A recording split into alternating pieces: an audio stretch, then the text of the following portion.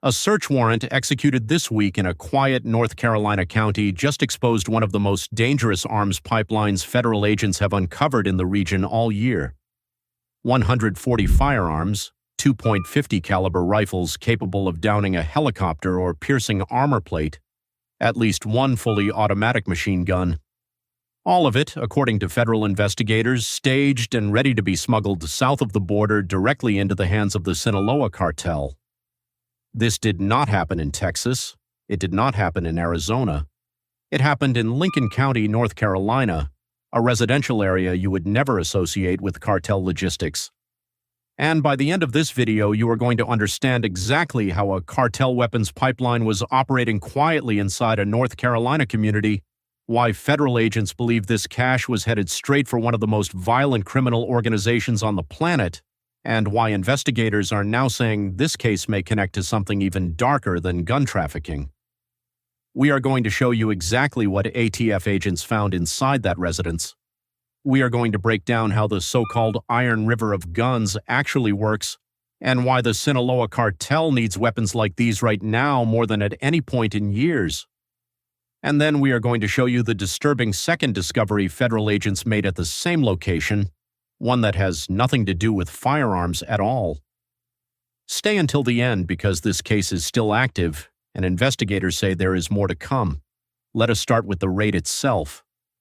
According to the Bureau of Alcohol, Tobacco, Firearms, and Explosives, agents received intelligence that a cartel source was storing a large cache of weapons inside a residence in the North Carolina area. Weapons investigators believe were being staged for smuggling into Mexico on behalf of the Sinaloa Cartel. ATF special agents, working alongside Drug Enforcement Administration special agents, confirmed the firearms were being held at a property connected to that source in Lincoln County. This week, with support from the Lincoln County Sheriff's Office, the Union County Sheriff's Office, the Catawba County Sheriff's Office, and the Monroe Police Department, federal agents executed a search warrant on that residence. What they found inside stunned even veteran investigators. 140 firearms in total, 2.50 caliber rifles, weapons so powerful they are built to stop light vehicles and aircraft, not to be used in a typical street crime. At least one machine gun, a fully automatic weapon that requires special federal licensing to legally possess, if it can be legally possessed at all. Ammunition stockpiled alongside the weapons, and evidence, according to investigators, connecting the same residence to human trafficking.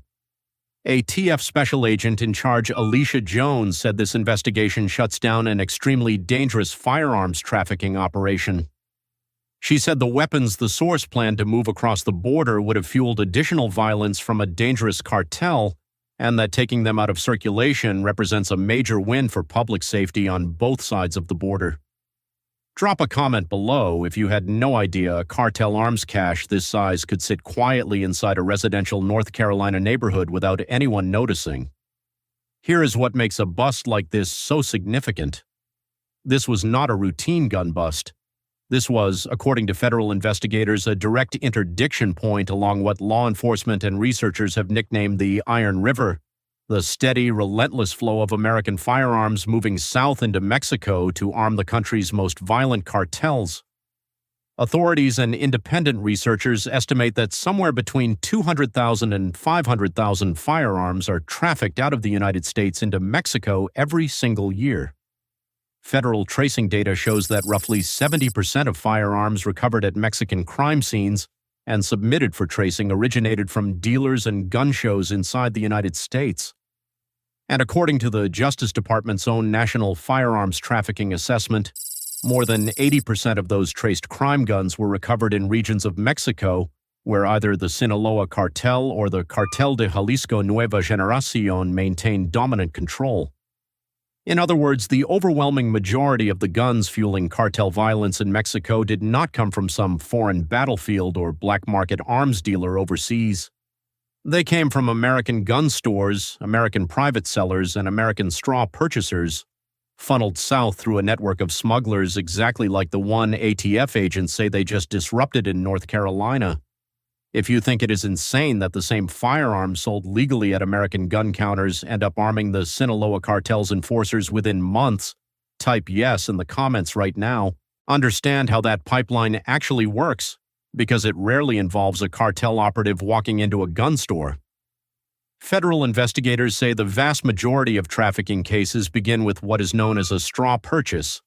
A buyer with a clean background check, someone who can legally pass an instant background check, walks into a licensed dealer or a gun show and purchases firearms on behalf of someone who cannot legally buy them or does not want their name attached to the transaction. That straw buyer then hands the weapons off to a trafficking network, often for a flat cash fee per firearm. Multiply that transaction across dozens of buyers and hundreds of purchases, and a single network can quietly accumulate a weapons cache the size of the one just seized in Lincoln County without ever triggering a single red flag at the point of sale. Federal researchers have found that certain licensed dealers show up disproportionately often in these trafficking datasets, selling unusually high volumes of firearms that later surface at crime scenes in Mexico. ATF's own National Trafficking Assessment has identified specific interstate corridors, from Texas into the Mexican states of Tamaulipas, Nuevo Leon, Chihuahua, and Guanajuato, and from Arizona into Sonora, as the dominant pipelines. But a case like this one shows cartel buyers are not limiting themselves to border states. They are reaching deep into the interior of the country, into states like North Carolina, precisely because those states see far less scrutiny for this kind of activity. And right now, that demand for weapons inside the Sinaloa Cartel is higher than it has been in years. Since the 2024 arrest of longtime cartel patriarch Ismael El Mayo Zambada, the Sinaloa Cartel has effectively split into two warring factions. Los Mayos, the old guard network still loyal to Zambada's leadership structure, and Los Chapitos, the faction led by the sons of Joaquin El Chapo Guzman. Those two factions have been locked in a brutal, ongoing war for control of Sinaloa's territory, its smuggling routes, and its fentanyl production infrastructure. Entire towns have turned into battlegrounds. Firefights, kidnappings, and executions have become a near-weekly occurrence across the state. And weapons capable of standing up to rival cartel gunmen and Mexican military patrols alike, weapons like .50 caliber rifles and automatic machine guns, are exactly what both sides of that war are desperate to acquire.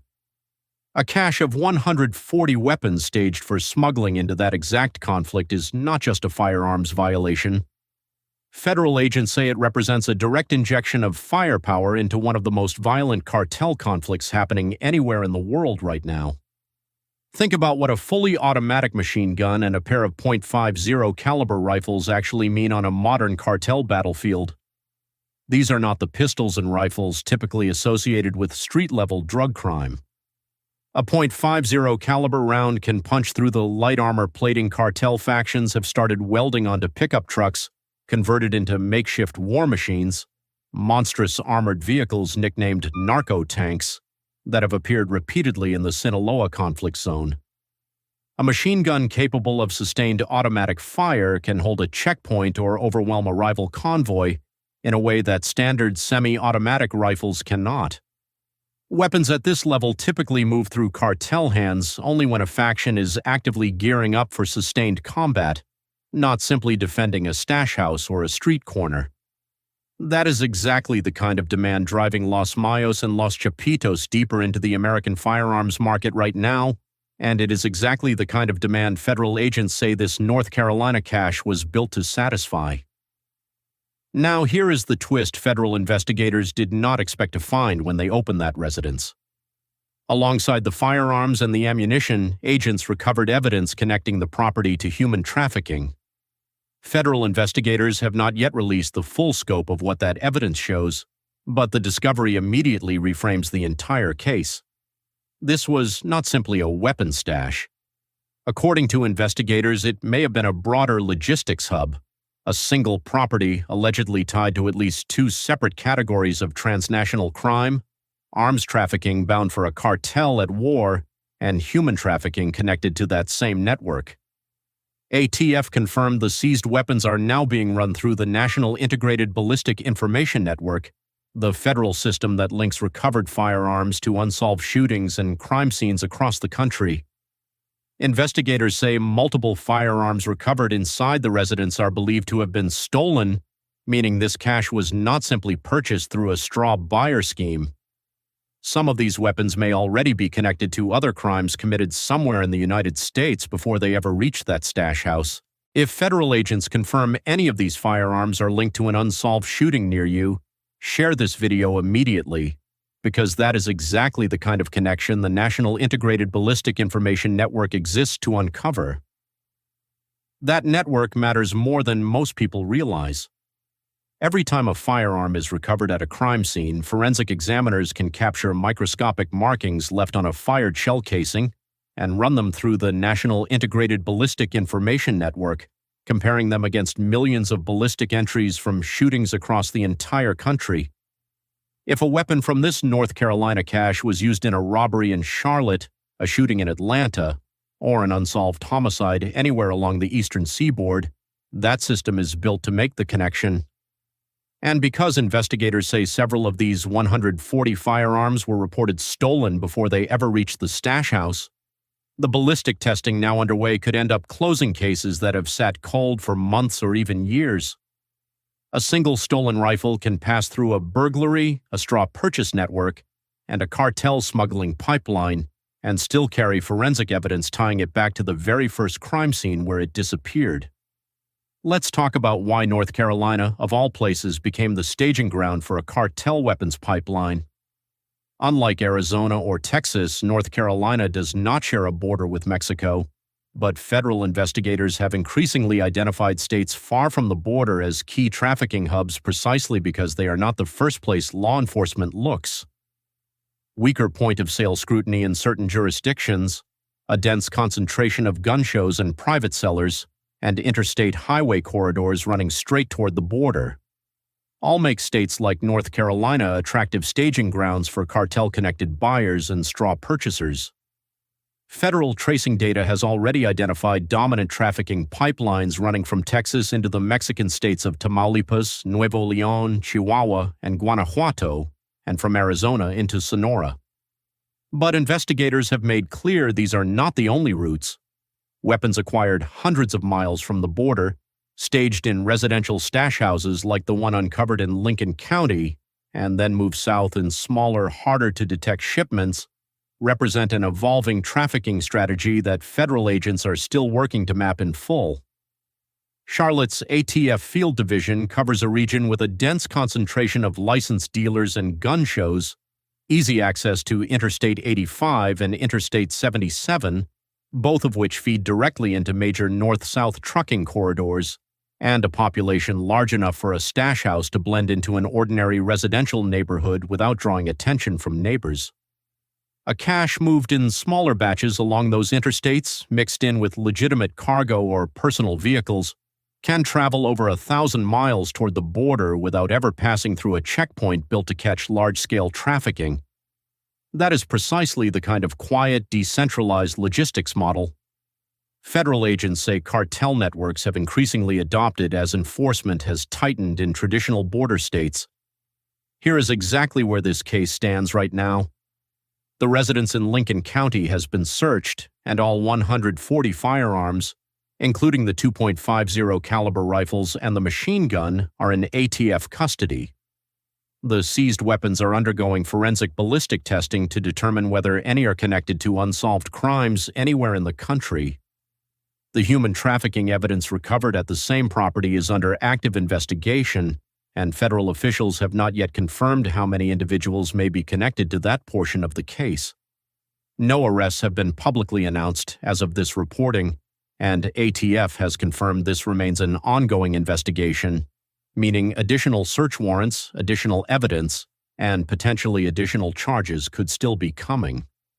This case was investigated by ATF's Charlotte Field Division with direct support from the Drug Enforcement Administration and 4 separate North Carolina law enforcement agencies, a coordination effort that mirrors the multi-agency task force model driving cartel enforcement operations nationwide under the current administration's broader crackdown on transnational criminal organizations.